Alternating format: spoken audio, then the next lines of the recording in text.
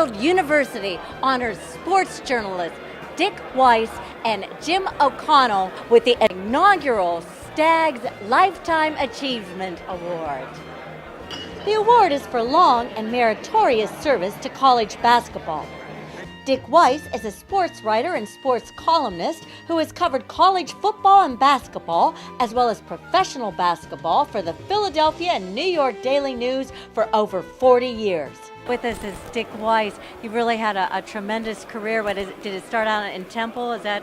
It did. I was a bad soccer player on a great soccer team, so I figured pro soccer wasn't in my future, so I decided maybe I want to be a writer. And frankly, I started going to the Palestra when I was like 13 years old, watching college basketball games, and I fell in love with the sport. And one night when I was sitting up there, I saw the guys down there in the pit, right at center court, and said, I wouldn't mind sitting there someday. So I decided, I'm going to major in journalism and try to get into this business. And talk to us a little bit about the integrity of writing. I think that we come from, both Jimmy O'Connell and I come from different generations. I think integrity was really important when we got into the business. Now I think people are more concerned about getting it first as opposed to getting it right. Back when we were there, I think there was a lot more compassion and sympathy for not only the coaches but the players playing the game. You could be critical, but the throwaway line wasn't as important as it seems to be now, when everybody seems to be very self-promotional.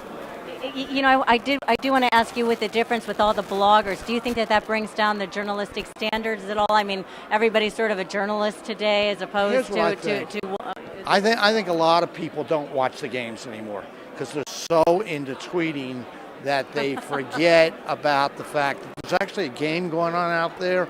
And in order to have a decent perspective, it's nice to actually be able to watch what's going on as opposed to constantly leaning down, tapping something out, leaning down, tapping something out, because you're trying to get 1,000 tweets by the end of a game.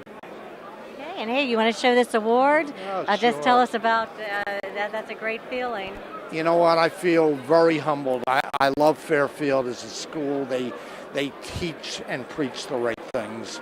And to receive this award along with Jimmy O'Connell, who has been equally passionate about the sport, is very, very special. Fairfield University is a Jesuit institution yielding a graduation success rate of 97%. It is a co-educational university of more than 5,000 undergraduate and graduate students and is located in Fairfield, Connecticut. Jim O'Connell has been with the Associated Press since 1978 and has been its national college basketball writer since 1987. With us is Jim O'Connell, and you're winning or receiving a great award today for your journalistic pursuits. Could you tell us a little bit about the journey? Well, it's been a long one, and that's when you start getting these awards, when you've been around a long time, and so it's just like they're reminding me about how old I am. But it's a great kick to be able to do this for a living, to get recognized for it, and I'm the luckiest guy in the world, and I always tell that to people, and I really mean it. That I've been able for the last 37 years now to cover college basketball, international basketball, and to just be involved in something like that and to be part of it. And I've been lucky enough that cover great games, but even the games that wouldn't be great games, there's still something fun about them. When guys are out there and they're playing that hard and going that hard and you get a chance to write about it, that makes it all worthwhile. And then to be recognized for something like this just tops the whole thing off. Is there any particular moment in the sport that you remember? I'll tell you what, some of the best things I've had is that when my father was alive, before every big game, I'd call him from courtside, and you'd hear all the noise and the bands would be playing, and, whether it was a Duke-Carolina game, Syracuse, Georgetown, at the Final Fours, and he'd always end the conversation the same way, and he'd say, hey, they're counting this as a day of work.